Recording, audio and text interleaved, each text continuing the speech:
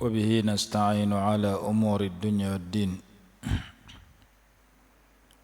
والصلاة والسلام على سيدنا ومولانا محمد أشرف الأنبياء والمرسلين وعلى آله وصحبه أجمعين سبحانك لا علم لنا إلا ما علمتنا إنك أنت العليم الحكيم رب اشرح لي صدري ويسر لي أمري واحلل عقدة من لساني يفقه قولي ولا حول ولا قوة إلا بالله العلي العظيم أما بعد. Kita telah bicarakan tentang perkara al-maddiyah dan perkara al-ahwa, perkara kebendaan yang dihasilkan daripada kajian di ma'mal biasanya tidak berbeza seperti elektrik di sebuah negara dengan sebuah negara yang lain. Sementara perselisihan yang datang daripada kehendak hawa nafsu manusia akan mendatangkan perpecahan dan kemudaratan. Amma alladhi yadurrukum wa yadurru mujtama'akum fahuwa al-ikhtilafu fil ahwa'. Yang memudaratkan kita dan masyarakat apabila berselisihan di sudut kehendak hawa nafsu.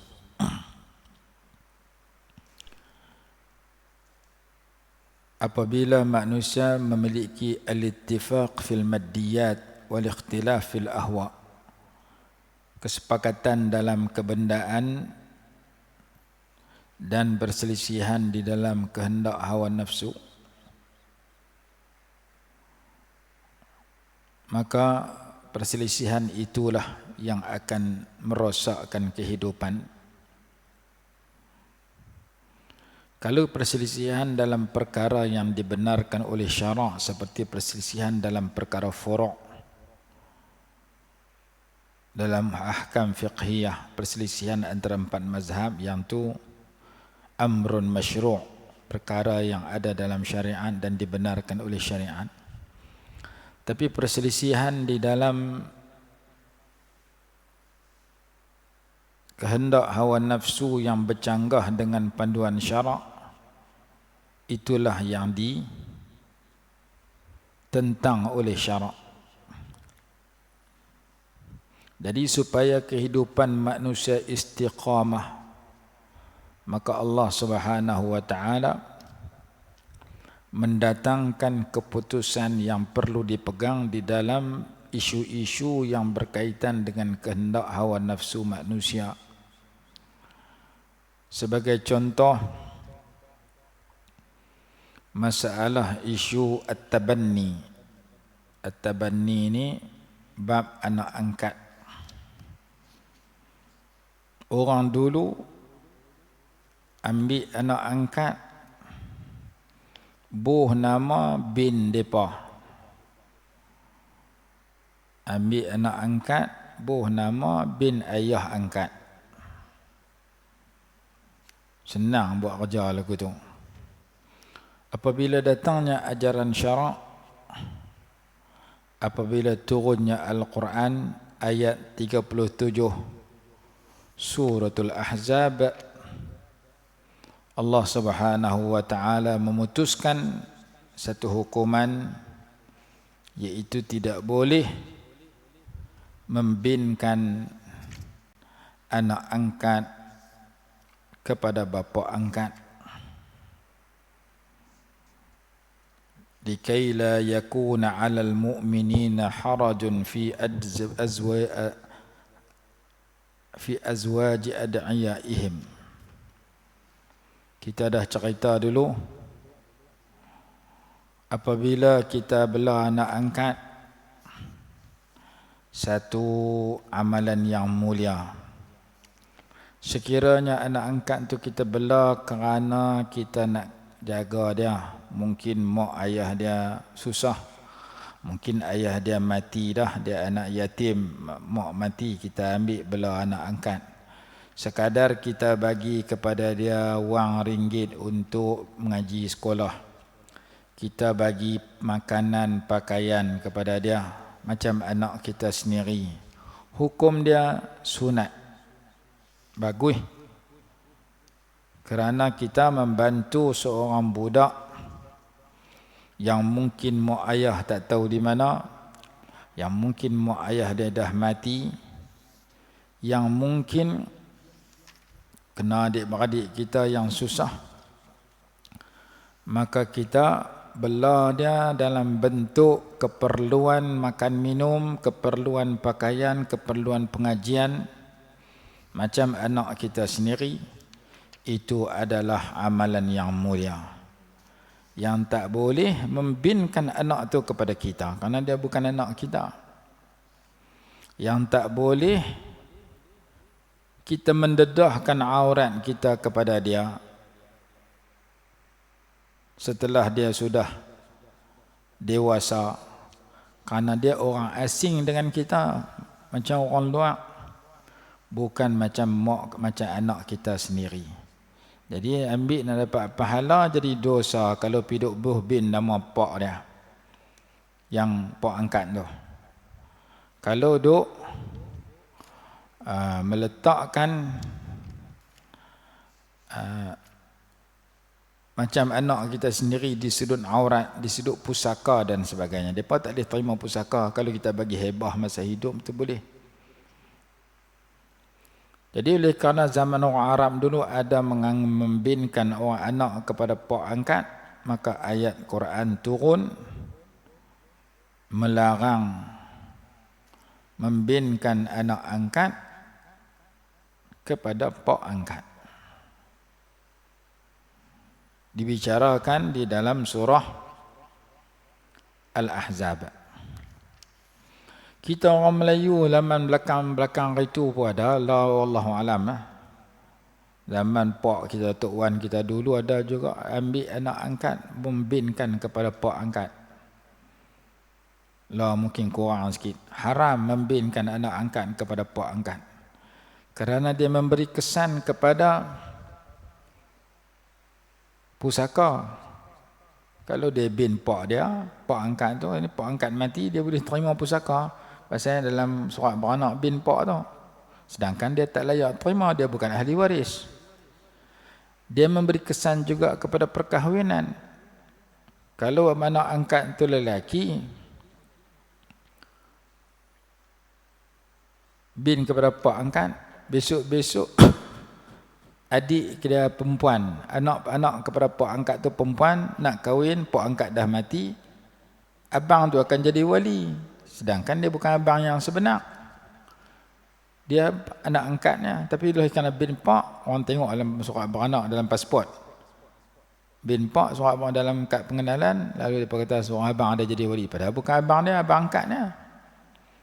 Jadi perkahwinan si perempuan, adik perempuan tidak sah, kerana yang jadi wali itu abang angkat, bukan abang betul. Kalau anak angkat tu perempuan, bila main nak kahwin, orang akan cari pak lah jadi wali. Tengoklah surat beranak dalam kad pengenalan, bin si fulan, bin pak angkat. Sedangkan itu bukan pak betul, pak angkat. Pak angkat jadi wali, anak angkat dia menikah, tak sah juga. Jadi kalau bin kepada anak angkat, bab pusaka tak betul, dia akan makan pusaka bukan hak dia. Dia mati, pak angkat makan pusaka dia. Pak angkat mati, mak angkat mati, dia makan pusaka mak pak angkat dia.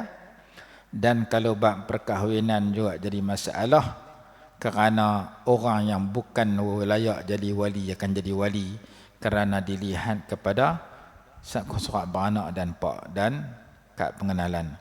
Maka haram membinkan mak anak angkat kepada pak angkat. Kalau ada kena ubah. Kena ubah, pi ke pejabat pendaftaran, minta tolong ubah. Kerana hukum dia haram. Jadi kalau ikut kehendak manusia saja, dia nak tutup daripada budak tu tahu kata dia anak angkat, supaya budak tu tak malu besar-besar esok, ni pak dia betul, ni mak dia betul, dia bin pada kecil-kecil kepada mak ayah angkat tu. Hukumnya haram, tak boleh. Kalau benar tekad nak bagi makan minum seperti anak kita sendiri, nak bagi pengajian macam anak kita sendiri, yang tu bagus, sunat. Tapi bin jangan. Sebagaimana Nabi Yusuf alaihi salatu wasalam menjadi anak angkat. Setelah abang-abang dia tahu dia dalam telaga, diambil oleh seseorang, dijual dengan harga murah, yang beli dia tu jadi pak angkat kepada Nabi Yusuf alaihi salatu wassalam. Begitu juga Nabi Musa pernah jadi anak angkat kepada Fir'aun. Fir'aun tu pak angkat Nabi Musa. Mak angkat dia Asiah. Asiah yang beriman, Fir'aun tak beriman. Walaupun Nabi Musa ni dibelah dalam istana Fir'aun, tapi Nabi Musa tak ikut Fir'aun apabila Fir'aun tak ikut Allah Ta'ala. Nabi Musa ajak Fir'aun beriman. Fir'aun tak mau beriman, Nabi Musa tak ikut Fir'aun. Jangan kita kata, oh, pak angkat ni berjasa kepada anak angkat tak ikut pak angkat. Kalau pak angkat tak betul, mana boleh ikut? Begitu juga dalam surah Al-Mumtahanah, kalau tak silap,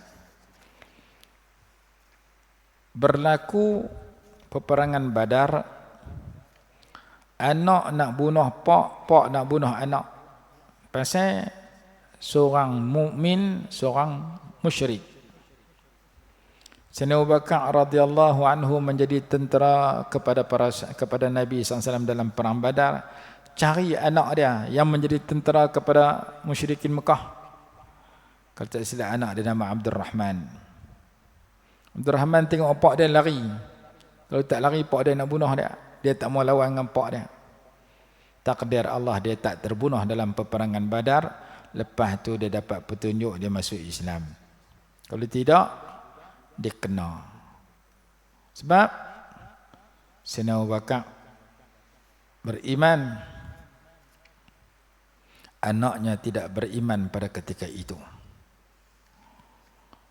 Begitu juga seorang anak yang beriman membunuh bapa dia yang tidak beriman. Mus'ab bin Umair ke siapa? Salah seorang sahabat membunuh bapaknya kerana bapaknya menentang Nabi Muhammad SAW.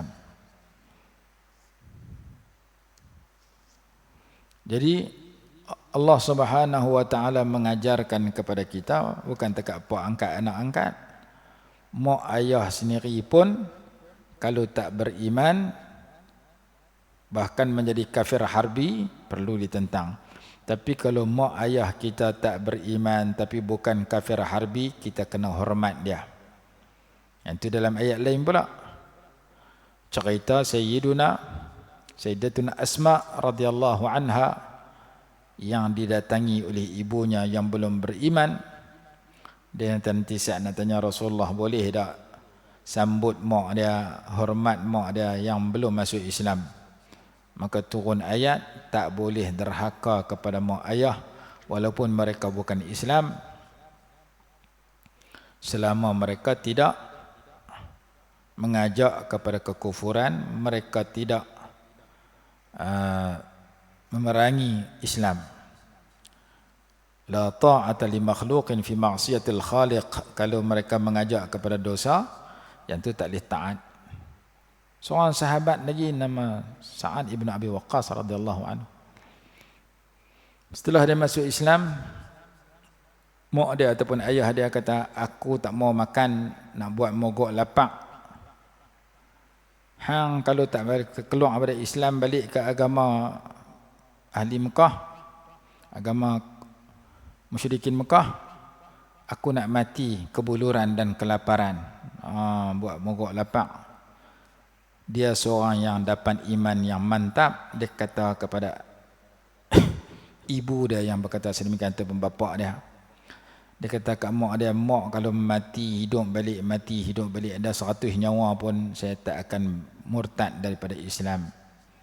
Mak dia tengok anak dia ni ketegak tak mau keluar daripada Islam. Mak dia tak jadi mogok lapak makan balik.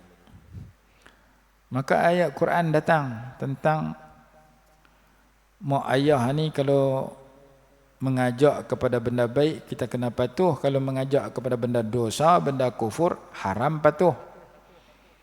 Hadis kata la ta'ata li makhluqin fi ma'siyatil khaliq. Tidak boleh taat kepada makhluk yang mengajar kepada derhaka kepada pencipta makhluk. Tu kalau mak ayah dengan anak, suami isteri pun sama. Bini nak semayang maghrib, laki kita tak payah semayang maghrib, malam ni kita pergi pasal malam tu. Maghrib jamak dengan isya ni. Haram bini taat kepada laki yang ajak suruh tuang semayang maghrib.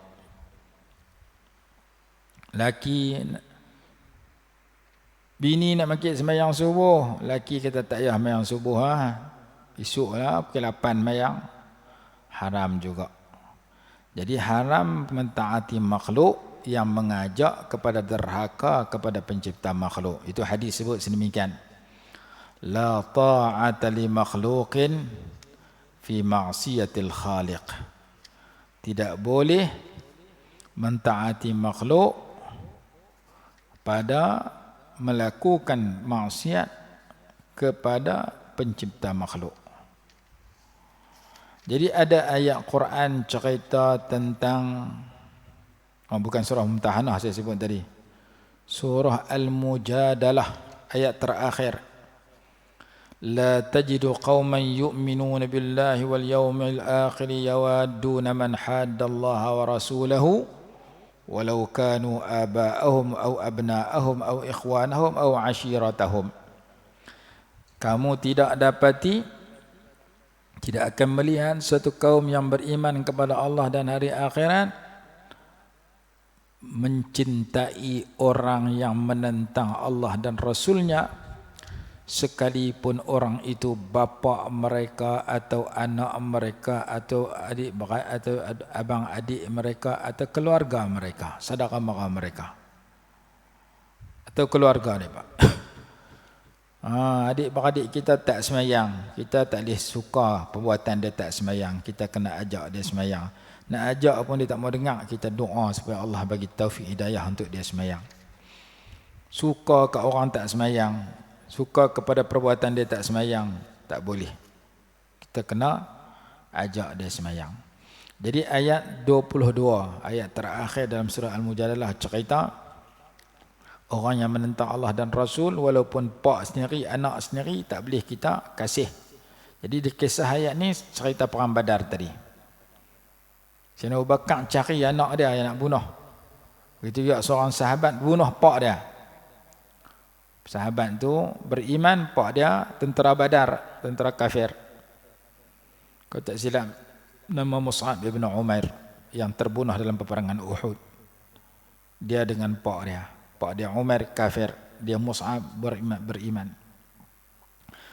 Jadi Nabi Musa dengan Fir'aun anak angkat dengan pak angkat. Pak angkat bela dia. Kalau zaman lah ni orang kata hang mengaji dapat beasiswa, jangan duk lawan orang bagi beasiswa kepada kamu. Bukan lawan, kalau betul setuju, tak betul tak setuju. Sebagaimana Nabi Musa dengan Fir'aun. Nabi Musa dibela dalam istana Fir'aun.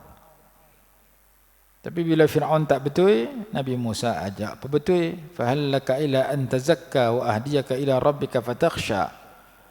Nabi Musa seru dengan lemah lembut. Allah suruh sedemikian. Izhaba ila fir'auna innahu tagha faqula lahu qawlan layyinan la'allahu yatadhakkaru aw yakhsha. Idhaba ila fir'auna, pergilah kamu berdua wahai Musa dan Harun kepada Fir'aun. innahu tagha, sesungguhnya Firaun itu melampaui batas. Faqula lahu qawlan layyinan, maka berkatalah oleh kamu berdua kepada Firaun dengan kata-kata yang lembut. La'allahu yatadhakkaru aw yakhsha, boleh jadi dia ambil pengajaran atau jadi orang yang takut kepada Allah Ta'ala. Jadi Quran kata dakwah cara elok, ajak cara lemah lembut kat Firaun.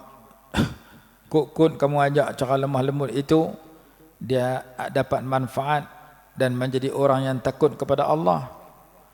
Ajak cara elok pun dia tak pakai, bahkan dia nak bunuh Nabi Musa, nak bunuh Firaun, nak bunuh Bani Israel.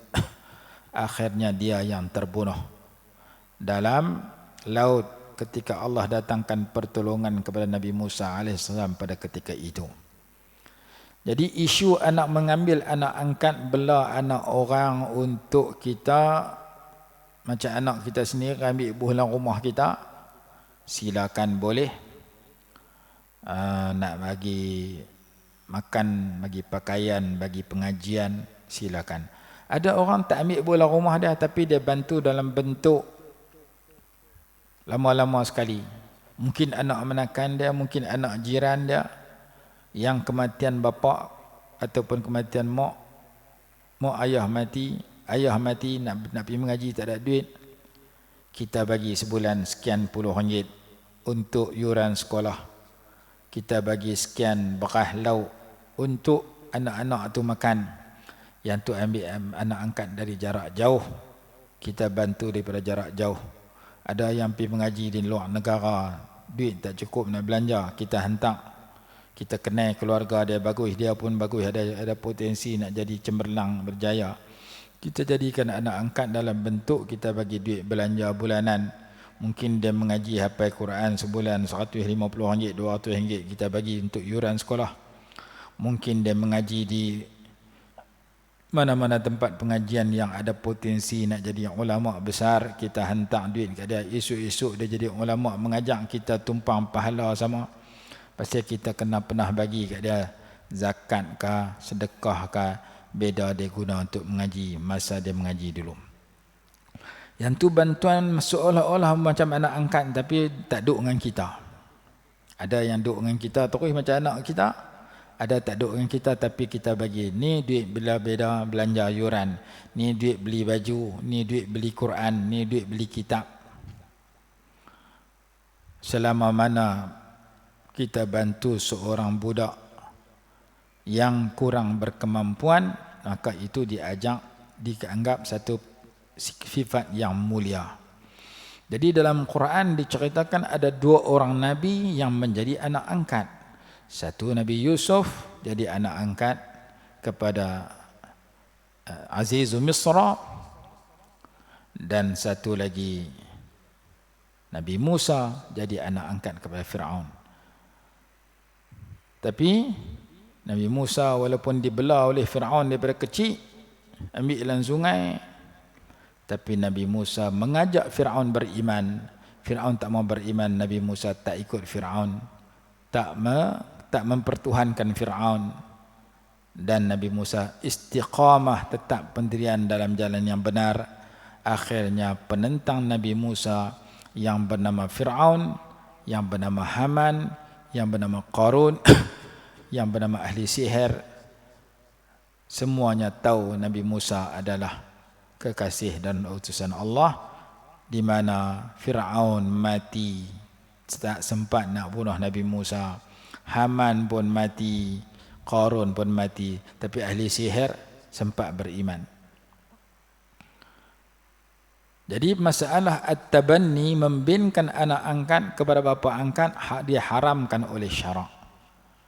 Tak boleh kita orang Melayu pun duk pergi ambil anak boh bin pak dia sendiri. Pak angkat mesti kena bin pak dia yang asal, yang original, yang menyebabkan dia dilahirkan. Tak boleh duk kata saat ni budak tu besar malu kat orang kot. Tak, dalam syarak sudah ada. Sayyidina Zaid adalah anak angkat kepada Nabi SAW. Sahabat Nabi SAW banyak, tapi satu-satunya sahabat yang disebut dalam nama ada dalam Quran Zaid. Zaid ibn Harisah. Dia adalah anak angkat Nabi SAW. Dalam surah Al-Ahzab nama dia disebut. Falamma qada Zaidun watarahu zawwajnakaha. Jadi Zaid ibn Harisah adalah anak angkat kepada Nabi SAW. Setelah dia berpisah dengan isterinya berkahwin dengan Nabi SAW. Allah mengahwinkan Nabi SAW dengan bekas isteri Zaid. Supaya orang tak kata pak angkat ambil anak, isteri anak angkat. Kerana Zaid bukan bin kepada Nabi Muhammad SAW. Zaid anak kepada Harisah. Jadi sahabat ramai, tapi disebut nama secara seorang, secara jelas dalam Quran Zaid. Sahabat lain tak ada nama dalam Quran. Begitu juga negara di dunia ni banyak. Tapi satu-satunya negara yang disebut dalam Quran beberapa kali, negara Mesir. 5 kali sebut dalam Quran. Ihbitu Misra fa inna lakum ma sa'altum. Azizu Misra dalam Quran disebut 5 kali. Perkataan Mesir secara pasti satu perkataan. Secara sebaliknya, secara perkataan yang maksud sebaliknya, maksud tersirat lagi banyak, ada lagi lebih daripada itu. Seperti kawasan Al-Fayyum, kawasan Tasik Qarun. Dalam suratul Qasas cerita Qarun itu ditelan oleh bumi. Qasafna bihi wa bidarihi al-ard. Kami telan dia dengan suruh bumi, telan dia dengan istana dia, dengan pengikut dia semua kena telan bumi.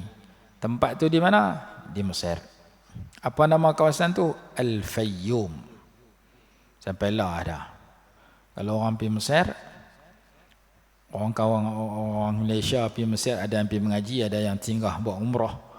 Pergi Mesir, singgah, pergi buat umrah, singgah di Mesir 5 hari.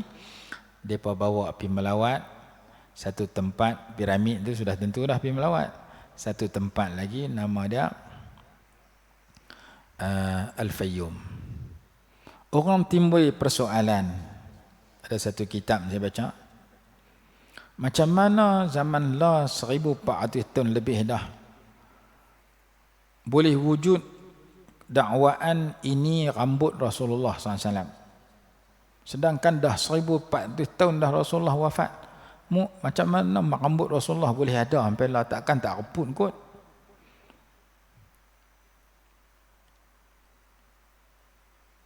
Piramid zaman Fir'aun boleh ada sampai lah. Piramid tu lagi lama daripada zaman Rasulullah. Piramid dibina zaman Fir'aun dulu.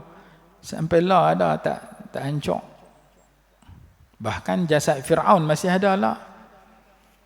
فَالْيَوْمَ نُنَجِّيكَ بِبَدَنِكَ لِتَكُونَ لِمَنْ خَلْفَكَ آيَةً.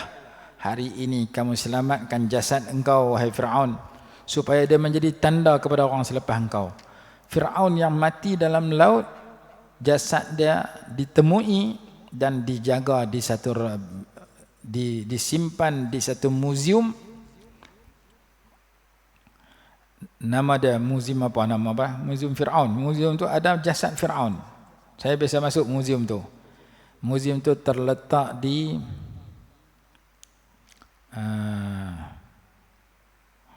bukan Ramses, satu lagi muhandisin, antara muhandisin, Tahrir, Medan At-Tahrir nama dia.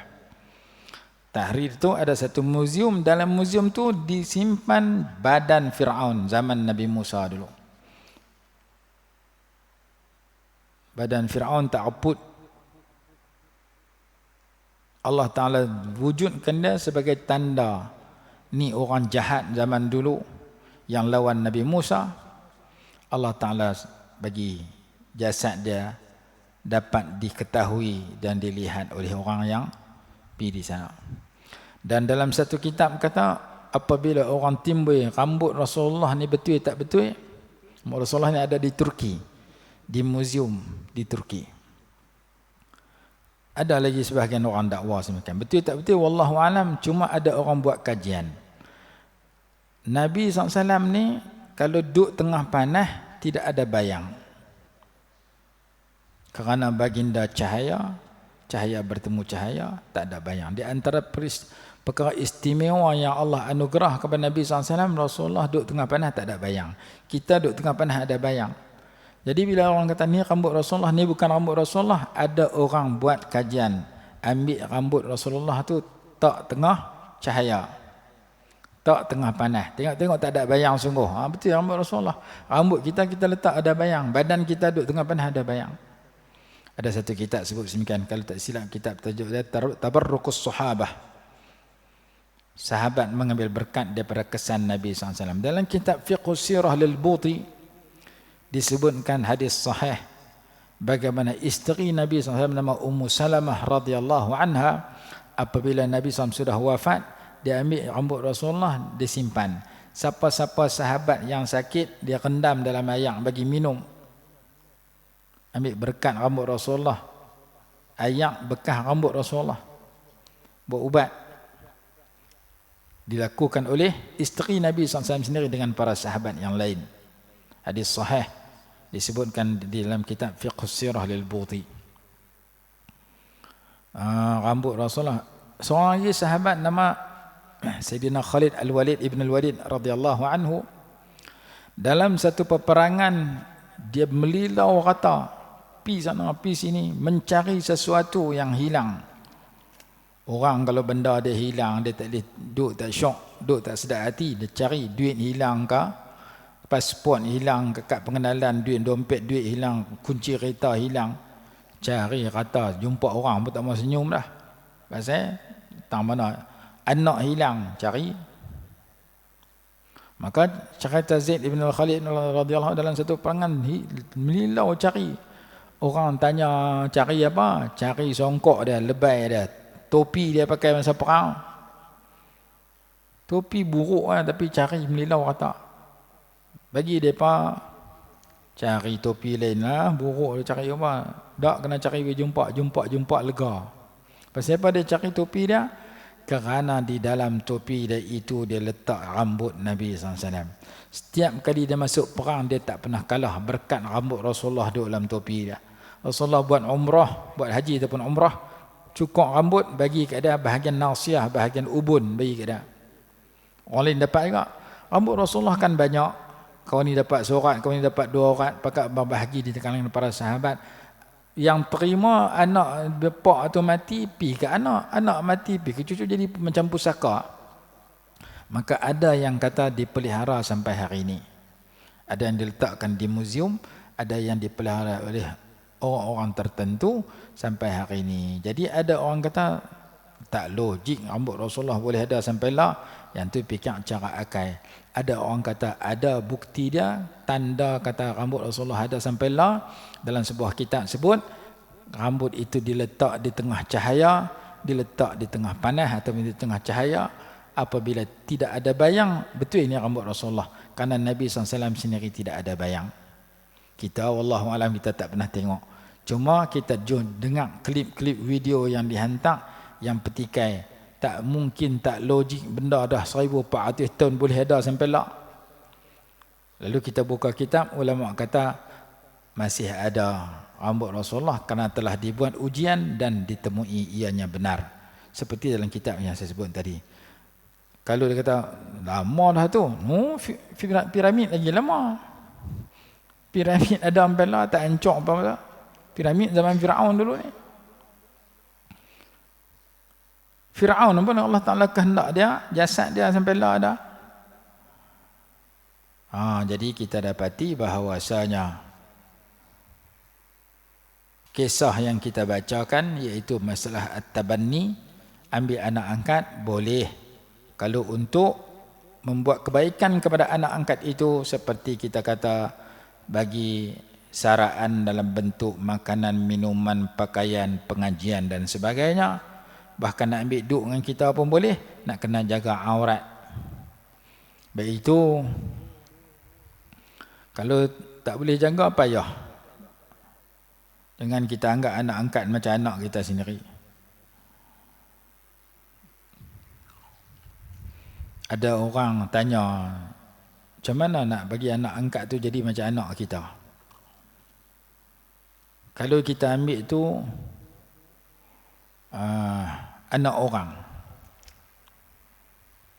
suami isteri kahwin tak dapat anak, tapi nak bela anak angkat, nak bagi anak tu menjadi macam anak dia sendiri. Kita tengok anak tu lelaki ke perempuan.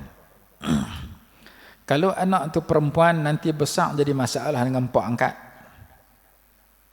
Kalau anak tu lelaki, nanti besar jadi masalah dengan mak angkat, sebab dia orang asing. Maka kalau anak itu anak perempuan, nak elak jadi masalah dengan pak angkat, tengok pak angkat tu ada tak kakak dia ataupun adik perempuan dia yang sudah ada anak. Tengok ada. Maka bagi budak tu kita ambil umur kecil, umur 2 tahun ke bawah. Mungkin kita boleh ambil umur seminggu, umur sehari, umur 10 hari, umur sebulan, umur setahun, tak kira. Bagi kak kepada bapa angkat ataupun adik perempuan kepada budak angkat, bagi menyusu budak tu 5 kali kenyang, maka dia jadi anak susuan kepada kakak kepada bapa angkat itu, ataupun anak susuan kepada adik perempuan kepada kakak bapa angkat. Maka bapa angkat jadi pak menakan susuan. Pak menakan susuan macam pak sendiri. Tu kalau anak tu perempuan. Kalau anak angkat tu lelaki, cari kakak kepada mak angkat ataupun adik perempuan kepada mak angkat. Suruh menyusu 5 kali kenyang. 5 kali menyusu dalam waktu yang berbeza. Maka dia jadi anak susuan kepada kakak mak tu, ataupun anak susuan kepada adik perempuan kakak tu. Maka si kakak yang belah tadi jadi apa? Jadi mak menakan susuan, macam mak sendiri. Maka jadilah macam anak sendiri. Apabila anak perempuan, anak angkat perempuan itu perempuan, cari kakak kepada pak angkat ataupun adik perempuan kepada pak angkat. Kalau anak perempuan, anak yang menyusu itu anak lelaki, dia akan jadi masalah dengan mak angkat masa akan datang. Bagi kak kepada mak angkat ataupun adik perempuan pada anak mak angkat menyusu. Oh, kalau mak angkat tu boleh menyusu sendiri, dia pergi ke jumpa doktor cucuk hormon, menyebabkan keluar susu, dia boleh bagi minum susu 5 kali kenyang kepada budak tu. Apakah jadi anak susuan dia? Ya, jadi anak susuan dia. Kata dalam kitab yang dikarang oleh Dr. Hasan Hito, seorang ulama Syria yang buka universiti di Indonesia. Dia buka universiti mengajar di Indonesia, buka mengaji 4 tahun. Seorang mengaji di Syria. Ada kawan-kawan kita daripada Derang hantar pergi mengaji sana. Dia nama Syekh Hasan Hito karang satu kitab, tajuk dia Al-Imta' fi Ahkamir Radha'. Dalam kitab tersebut diceritakan sekiranya seorang bayi umur 2 tahun ke bawah menyusu kepada seorang perempuan, walaupun perempuan itu anak dara, walaupun perempuan itu belum berkahwin ataupun sudah berkahwin, perempuan tu makan ubat ataupun cucuk hormon menyebabkan keluar susu, dan susu itu diberi minum kepada anak kecil tersebut sebanyak 5 kali dalam waktu yang berbeza, lalu dia jadi anak susuan kepada perempuan itu walaupun perempuan itu tidak berkahwin. Susu mai daripada ubat yang dimakan oleh perempuan itu ataupun hormon yang injek oleh seorang doktor. Jadi sama ada dia ambil anak angkat tu bagi kak dia menyusu ataupun adik perempuan dia menyusu, ataupun perempuan mak angkat tu sendiri menyusu dengan bantuan ubat-ubatan yang diberi oleh doktor, maka apabila 5 kali menyusu maka sudah menjadi anak angkat dengan syarat budak itu menyusu ketika berumur kurang daripada 2 tahun sebagaimana dibicarakan dalam bab Ar-Radha'. Jadi membelah anak angkat satu perkara yang baik, menyara anak angkat satu perkara yang baik. Yang tak baik bila bin anak angkat kepada pak angkat. Yang tak baik bila tak jaga aurat ketika berhadapan dengan anak angkat yang sudah dewasa. Anak angkat kecil umur sebulan 2 bulan tak apa, nanti dah besar macam orang lain dah. Ketika itu aurat kena dijaga kerana dia bukan anak dia sendiri tapi anak angkat sahaja. Wallahu alam. Kita sambung besok. Bismillahirrahmanirrahim. Alhamdulillahirabbil alamin. Wassalatu wassalamu ala sayyidina Muhammad wa ala alihi wa sahbihi barik wasallim.